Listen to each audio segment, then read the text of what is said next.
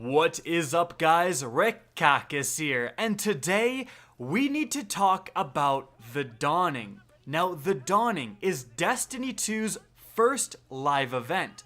Live events are coming from Destiny 1, where they had a varying history, you could definitely say. Now, they were supposed to be quote-unquote free updates to the game that would definitely change the look and the atmosphere of especially the social space, as well as provide additional content and just things to do. They were really the remedy for the long content droughts that came in the long periods of time in between big expansion releases in Destiny. Now, like I said, these free content updates had a varying history. You had really good updates like the April update that completely redid the Prison of Elders, added a ton of new loot, added new armor sets as well, added even new strikes as well. And then you had other things like the Festival of the Lost, which is the Halloween event and was jokingly called, well actually more seriously called, the Festival of the Cost, where everything was hidden behind microtransactions. Speaking of microtransactions, the entire introduction of Eververse itself, originally where you could just buy emotes and eventually updated to sell these randomized loot crates essentially. The whole reason for that existing, according to Bungie, was to fund these live events so that the live team could be, constantly making these updates to constantly help Guardians have a thing to do. And when you were playing content like the April update, like the Age of Triumph, you felt that you were totally fine with that explanation, that these microtransactions were indeed funding great updates with a ton of content being added to the game all for free. And then you played stuff like the Festival of the Cost and were much less okay with this whole microtransactions system. Well, fast forward frankly, a few years of Bungie doing that, getting praise and getting criticism, we've come to The Dawning. And shockingly, it's on the worse end of the spectrum. People are already saying this is worse than the Festival of the Cost 2016, generally considered the most egregious example of greedy microtransactions and the worst example of a live update in Destiny's history. Again, there was great live updates, but there was also bad live updates. And so many players were very outraged to find out that The Dawning in Destiny 2 apparently didn't learn anything from those years of experience and went to the wrong side of the spectrum. Now, you may be thinking, how bad can it really be? Heck, I'm having fun in The Dawning. Snowball fights are fun. What is this moron talking about? Well, a Reddit user, shown here, made an extensive post breaking down all of the different Dawning items, which, by the way, nearly every single one of them, basically with the exception of the Dawning Sword, were added into the microtransaction system. None of them you can just earn for playing the game. You've all got to roll that RNG loot box dice. So he took all of these items and broke them down and came up with a total of how much you would have to spend to get all of the Dawning items. And quite frankly, it's shocking, and we're going to go over this breakdown. By the way, the original Reddit post is, of course, linked in the description down below if you want to check it out. Now, the reason we're going over this today, and the reason this is so important, is because the entire purpose of microtransactionable loot crate systems is that they hide how bad they really are. They hide the actual chances to get these items. They hide the overall totals you would have to spend to get these items. So again, this is really kind of opening up the curtain, taking away the blindfold into this real system. So let's get started with the armor sets. The armor sets look incredibly cool, but there are 15 total legendary armor pieces, 5 for each of the 3 different classes. So at approximately 1,200 bright dust per piece, to get a full set of the Dawning armor for each of your different characters, essentially each different class, you're looking at approximately 18,000 bright dust. 18,000. Let's stop right there, guys, because I've been playing since release, and I think there's no one here who would say that I don't play the game a lot, because I play the game a lot. And I've been getting a lot of bright engrams, I haven't purchased any, but just a lot from leveling up and leveling up and leveling up, and I got around 6,000. 6,000 bright dust. Wait a sec, I did buy an exotic ornament for the Prometheus lens recently, so that was around 2,000 bright dust, so my number is more like 8,000 bright dust since the game came out. Still ridiculous. But I digress. The reason I have kind of a little bit of bright dust is because I don't like dismantling items.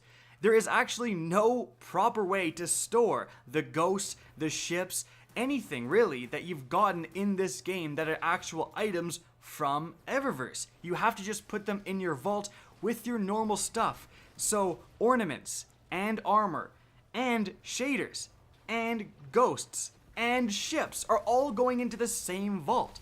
What an asinine system. That doesn't make any sense. Why isn't there a separate place I can store my ships, my shaders, and my ghosts? Heck, if you're gonna make us work so hard, if you're gonna make us buy for real money these items, Bungie, at least give us somewhere to store them. But unfortunately, it gets so much worse. There are 12 Sparrows in these Dawning Engrams as well. 2 exotic and 10 legendary. Exotic Sparrows are 2,500 dust per Sparrow. Legendaries are 600. So all the Sparrows is going to approximately cost you 11,900 bright dust.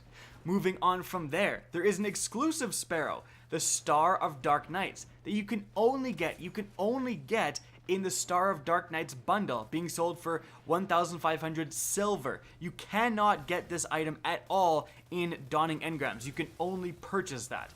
So I guess that's not necessarily included in this calculation, but just note, there is that extra factor of an item that's only purchasable. Moving on from there, there are 10 ships. There's 2 exotics and 8 legendary. So we don't know exactly the cost of the exotic ships, but the legendary ships are 500, and judging from what we've seen before, we're going to have approximately 4,000 bright dust or more, probably more. That's going to net you all of the different ships. Moving on from there, emotes. There's 4 emotes, 1 exotic, 2 legendaries, and 2 rare. So approximately, that's going to cost you 1,800 bright dust to get all of those different emotes. Or more, I should say, because remember, the values we're presenting here are actually underestimated because we don't know the cost of an exotic emote, for example, within the Dawning. Moving on from there, we have 10 ghost shells, 2 exotic and 8 legendary, approximate total 3,600 plus bright dust. Now, legendary shaders. There are 10 legendary shaders, but only 4 are exclusive to the Dawning. 3 are from Curse of Osiris, and 3 are from Vanilla Destiny. Why is there more shaders than normal? Well, to dilute the loot pool. The same reason that in Call of Duty World War II, they have over 100 pistol grips that no one cares about. It's just to make the rare items even rarer. Now, we haven't seen any shaders being sold, but the legendary counterparts are approximately 40 bright dust each. Now, the total, we're not even going to calculate that because it's so varied between how many shaders you're going to buy, how many of each shader, all of that stuff. But just note, those are going to cost bright dust as well. Moving on from there, 20 Transmat effects. 2 are legendary, 18 are rare. There's only 6 exclusive to the Dawning. Approximate total, 9,400 bright dust just for the Transmat effects. Moving on, grand totals. This is where it gets crazy. So with all of that in mind, there are 81 different Eververse items that can drop from Dawning Engrams. Now 61 of those items are exclusive to the Dawning. So think about that for just a second here. 61 items. Bungie added 61 different items for this live event, and all of them, 100% of them, are hidden behind microtransactionable RNG systems. That's very, very unfortunate, but I digress. The approximate Eververse total, if you were to buy 1 of each different item, so for shaders, we're looking at already more than this total, so this is a conservative total. Well, that's going to cost you 32,900 bright dust to buy 1 of each item. 32,900 bright dust. Again, I've been playing since the game first came out. I've got 6,000 to show you guys how insane this system is. Now, that's already pretty bad, but let's put it into another perspective. How much would it cost to get this much bright dust? Well, the same user did some calculations and figured out to get the maximum return on investment, essentially. So you're getting just a ton of fantastic loot every single time, and you're getting bright dust from that. The minimum spend you're looking at is $80 of Eververse items. $80 spent to get enough bright dust to buy all of these different items. That is the best case scenario. More than the actual game itself, the best case scenario, $80, you will get all of these items. The worst case scenario, if you get incredibly unlucky and get the smallest drops, the worst drops every single time, you are looking at $600. $600 in order to afford all of the items included in the Dawning live event. That, I mean, I don't even need to say that's insane. You guys know that's insane. That's just ridiculous. Now, it should be noted that 600 is an upper echelon number, as is $80 is an upper echelon number. These are the mathematical possibilities. Almost no one is actually going to have to spend $600. But the fact that that is the mathematical upper limit, and the fact that the lowest limit is still more than the game itself, shows you how ridiculous this system is. Now, here's the thing. For those of you who didn't play Destiny 1, you may be thinking, well, aren't you used to this? What about the original Dawning? Well, yeah, what about the original Dawning? Because guess what? Let's take a look at Destiny 1. What did the Destiny 1 Dawning add? Firstly, it added, well, quote-unquote, new exotics by firstly reintroducing one of the best exotics in the game, the Icebreaker exotic sniper rifle. And it introduced the Nova Mortis and the Abaddon, which are two essentially element-shifted Thunderlord exotic machine guns. By the way, RIP machine guns, they're gone from the game now. So already 3 exotics that were not Eververse items. You could just get these items by playing the game. You could get the Icebreaker from the Sunrise Bounty that you got for completing the Nightfall. It would award you actually 1 legendary from any source. So you could get a legendary from the Crucible. You could get a Trials of Osiris legendary. You could get all these different legendaries, or again, this incredibly great exotic. So that bounty single-handedly made Nightfalls lit when it came out. Also, again, you have 2 more exotic machine guns into the loot pool that actually mattered because they had burn modifiers. And we're not done yet. The Dawning originally in Destiny 1 added the Dawning record book, where you could actually complete these different missions essentially, and you'd get different items for leveling up your record book. You'd get different shaders, you get different emblems, you get a certain Sparrow, you'd get loot for leveling up your record book for playing the game. You didn't need to spend a dime, you just played the game. And again, it kept track of all of your different scores. It kept track of your times in Sparrow Racing. Oh, and by the way, yeah, it added Sparrow Racing into the game. 4 Sparrow Racing maps, like 4 maps just for Sparrow Racing, and a bunch of Sparrows and exclusive Sparrow Racing armor, all to accompany that. So that was also added into the game. And it added strike scoring, so you'd actually get points, just like the Crucible, when you're playing strikes. And if we look here at Zavala, he's got exclusive bounties related to strike scoring. And these exclusive bounties, if you look, they will actually award legendary armor. But not just any legendary armor, brand new armor sets for each of the different characters. You can look at me putting on my Snow Glare armor now. Looks pretty cool, right? Well, especially if I put on my Dawning shader, which I only need 1 of because it's not a stupid usable item in Destiny 1!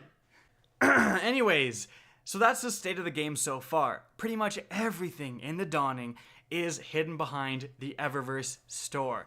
Things have got to change because, you know what? There's a lot of really cool stuff in these Eververse items. The armor sets are awesome. Some of the exotic Sparrows and ships and ghosts, they look fantastic. Why are those not rewarded for gameplay, for completing or winning a certain amount of mayhem matches? How about getting the armor sets for doing different, for getting a certain amount of kills with snowballs in the strikes? Snowballs are fun. Why isn't there challenges? Why isn't there bounties just like there was in Destiny 1? Destiny 2 is in trouble, and the way to fix it doesn't have anything to do with Eververse. Bungie and Activision need to understand that. And on that jolly note, guys, that's it for the video. I hope you enjoyed and found this interesting. Now, if you do, and if you agree with what I'm saying, please remember to help the video out by rating and especially sharing. Now, if you guys want to get in touch with me and keep up to date with the latest channel activity, the best way is to follow me on Twitter at RickKakis. That's linked in the description down below, as is my Twitch channel, which you can also follow. Again, I hope you enjoyed the video, and as always, have a good day.